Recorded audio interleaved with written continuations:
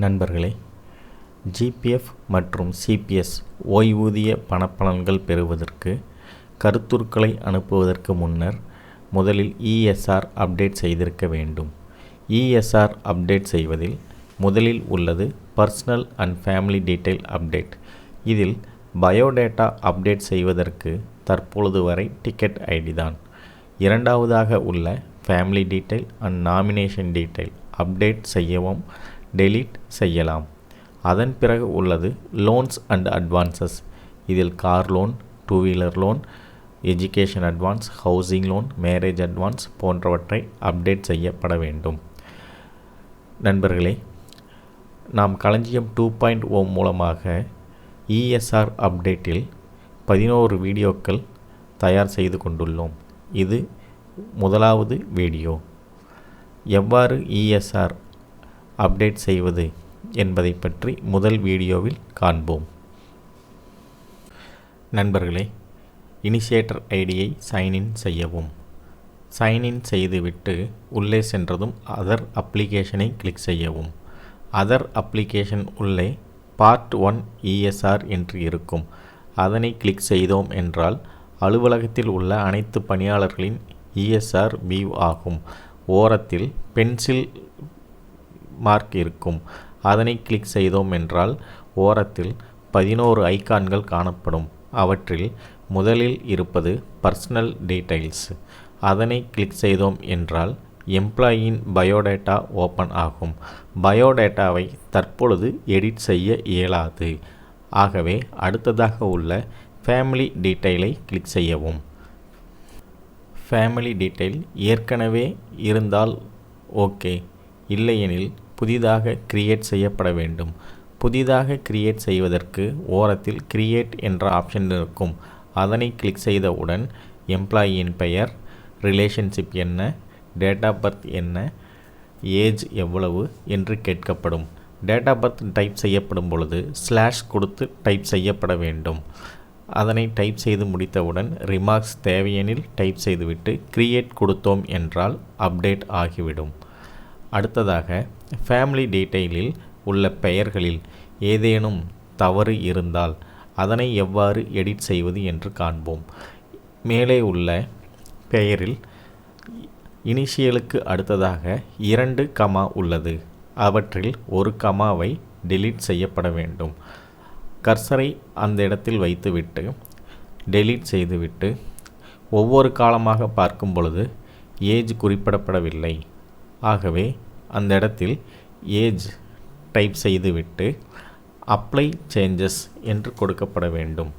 Marriage date தெரிந்தால் கொடுக்கலாம், தெரியவில்லை என்றால் பரவாயில்லை, அது ஒன்றும் ப்ராப்ளம் இல்லை.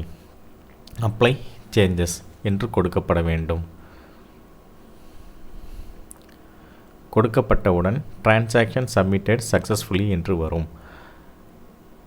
நாமினேஷன். இரண்டாவதாக உள்ள நாமினேஷனில் பார்த்தோம் என்றால் எஃபிஎஃப், இஎல், எஸ்பிஎஃப், டிசிஆர்ஜி, ஜிபிஎஃப் போன்றவை காணப்படுகிறது. அவற்றில் எஃபிஎஃப்பில் அதே போன்று பெயருக்கு அருகில் உள்ள கமாவை டெலீட் செய்யப்பட வேண்டும். சேஞ்சஸ் செய்துவிட்டு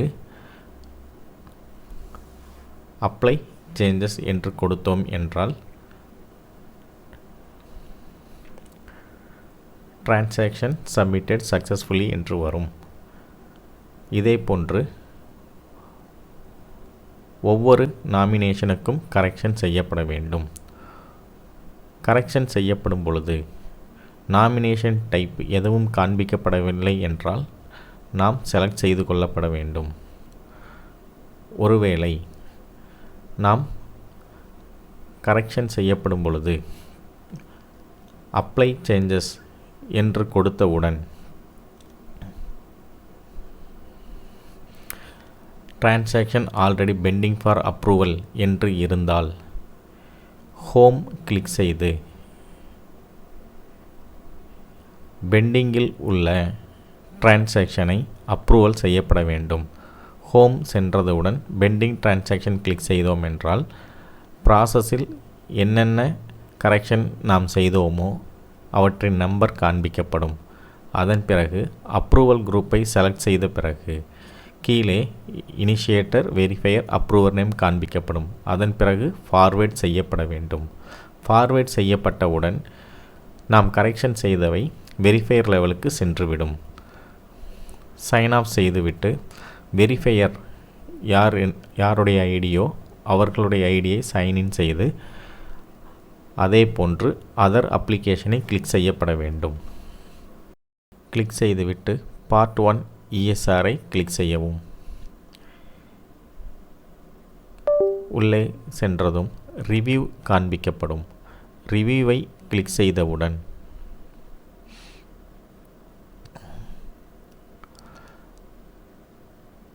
ஒவ்வொரு டிரான்சாக்ஷன் பக்கத்திலும் சர்ச் பாக்ஸ் காண்பிக்கப்படும்.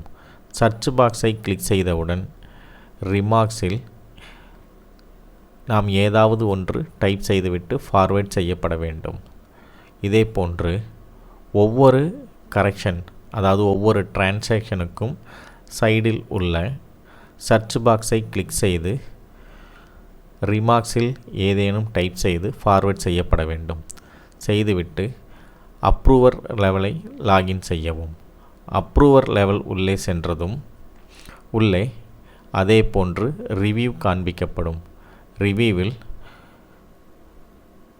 கிளிக் செய்துவிட்டு ஓரத்தில் உள்ள சர்ச் பாக்ஸை கிளிக் செய்து ஒவ்வொரு டிரான்சாக்ஷனுக்கும் ரிமார்க்ஸில் ஓகே என்று கொடுத்து அப்ரூவ் செய்யப்பட வேண்டும்.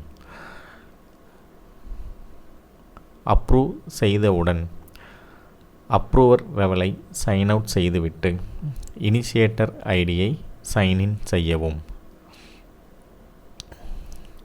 இனிஷியேட்டர் ஐடியின் உள்ளே அதர் அப்ளிகேஷன் உள்ளே பார்ட் 1 ESRஐ கிளிக் செய்தோம் என்றால்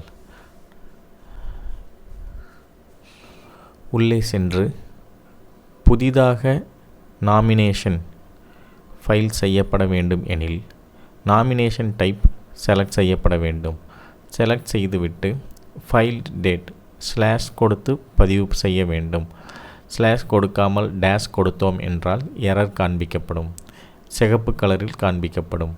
உடனே டேட்டை டெலீட் செய்துவிட்டு ஸ்லாஷ் கொடுத்தோம் என்றால் தேதி சரியாக மாறிவிடும்.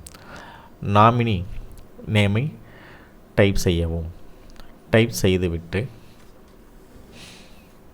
Date of birth, age, amount of share அனைத்தும் கொடுக்கப்பட்டு கிரியேட் என்று கொடுத்தவுடன் டிரான்சாக்ஷன் சப்மிட்டட் சக்ஸஸ்ஃபுல்லி என்று வரும். இதில் நாமினியின் அட்ரஸ் கொடுக்கப்பட தேவையில்லை. அதன் கீழே காண்பிக்கப்படும் நாட் எ ஃபேமிலி மெம்பர் என்பது அடுத்ததாக ஆல்டர்னேட் நாமினி நேம் என்பதில் நாம் எதுவும் டைப் செய்யப்பட தேவையில்லை. கிரியேட் கொடுத்தவுடன் டிரான்சாக்ஷன் சப்மிட்டட் சக்ஸஸ்ஃபுல்லி என்று வரும். இதையும் 3 லெவல், அதாவது வெரிஃபையர், அப்ரூவர் லெவலுக்கு ஃபார்வேர்ட் செய்து அப்ரூவ் செய்யப்பட வேண்டும்.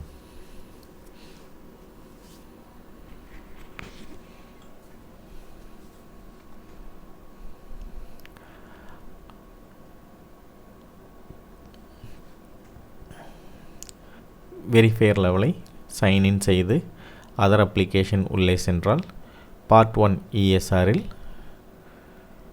ரிவ்யூ காண்பிக்கப்படும். ரிவ்யூ கிளிக் செய்து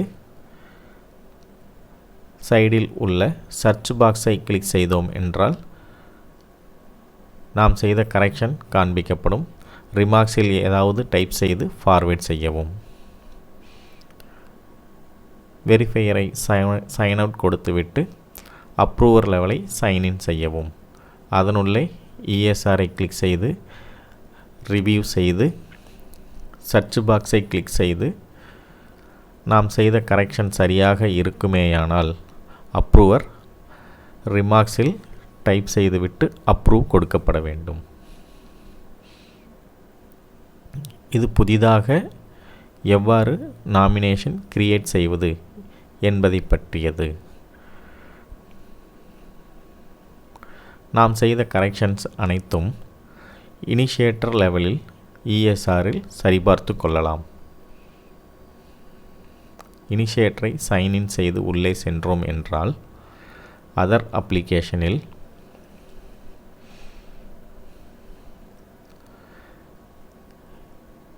எம்ப்ளாயியின் பர்சனல் டீட்டெயில்ஸ் உள்ளே காண்பிக்கப்படும். நாமினேஷனுக்கு நாம் என்னென்ன நாமினேஷன் டைப் ஆட் செய்தோமோ அனைத்தும் காண்பிக்கப்படும். அனைத்தும் சரியாக இருக்கின்றதா என்பதை சரிபார்த்து கொள்ளவும்.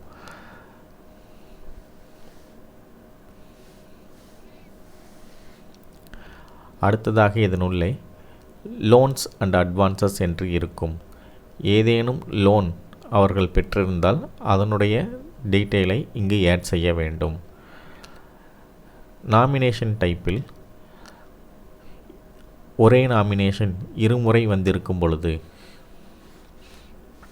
ஒரு நாமினேஷனை டெலீட் செய்யப்பட வேண்டும். அதற்கு பென்சில் மார்க்கை கிளிக் செய்து டெலீட் என்று கொடுத்தோம் என்றால் டெலீட் ஆகிவிடும். இதனையும் 3 லெவல் இனிஷியேட்டரிலிருந்து வெரிஃபையர், அப்ரூவர் கொடுத்து டிரான்சாக்ஷனை டெலீட் செய்து கொள்ளலாம்.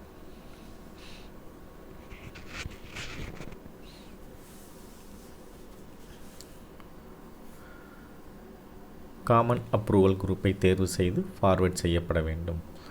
தற்பொழுது பார்த்தோம் என்றால் டிசிஆர்ஜி ஒன்று மட்டும் காண்பிக்கப்படும், இன்னொன்று டெலீட் ஆகிவிடும். நாமினேஷன் மற்றும் எம்ப்ளாயியின் ஃபேமிலி மெம்பர்ஸ் டீட்டெயில் இஎஸ்ஆரில் மட்டும் அப்டேட் செய்திருந்தால் போதாது, எம்ப்ளாயி ப்ரொஃபைலிலும் அப்டேட் செய்யப்பட வேண்டும். பெயர் இருமுறை வந்திருந்தால் டெலீட் செய்ய இயலாது. அதனால் ஒன்றும் தவறில்லை. நன்றி நண்பர்களே.